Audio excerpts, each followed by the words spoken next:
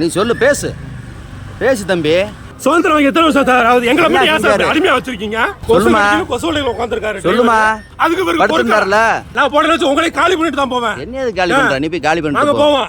சமீப காலமாக தமிழக காவல்துறையில் உயரதிகாரிகள் பிற காவலர்களை மிரட்டும் வீடியோக்களும் ஆடியோக்களும் சமூக ஊடகங்களில் அதிகமாக பகிரப்படும் நிலையில் திருச்சியில் காவல் ஓட்டுநர் ஒருவர் கொசுவலையை பயன்படுத்தியதற்காக அதிகாரி திட்டும் வீடியோ வைரலாகி வருகிறது. கொசுவலையில உட்கார்ந்திருக்காரு. சொல்லுமா, அதுக்கு படுத்துட்டார்ல.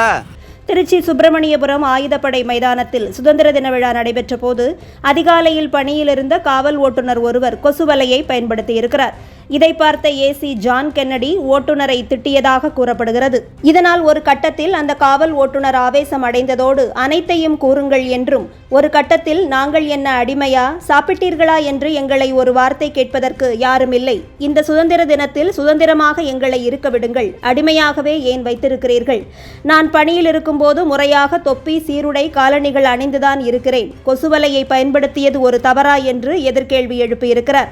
மேலும் என்னை பற்றி பேசுவதற்கு பதிலாக தாயையும் தந்தையும் தவறாக பேசலாமா என்றும் கேட்டிருக்கிறார். என்ன செஞ்சாரு எழுதுங்க ஜிடில. என்ன கட்டால சொல்லி திட்டினா சார், அம்மா பத்தி பேசுறேன் சார், அதை எழுதுங்க சார். எழுது. என்ன பத்தி பேசுற உங்களுக்கு என்ன சார் ரைட்ஸ் இருக்கு? தங்களுக்கு கீழே பணிபுரிபவர்களை இதுபோன்று மன அழுத்தத்திற்கு ஆளாக்க கூடாது என்றும், பணி நேரத்தில் அவர் கொசுவலையை பயன்படுத்தியது தவறு என்றும் இருதரப்பினருக்கும் ஆதரவாக சமூக ஊடகங்களில் பலரும் கருத்துக்களை பகிர்ந்து வருவதும் குறிப்பிடத்தக்கது.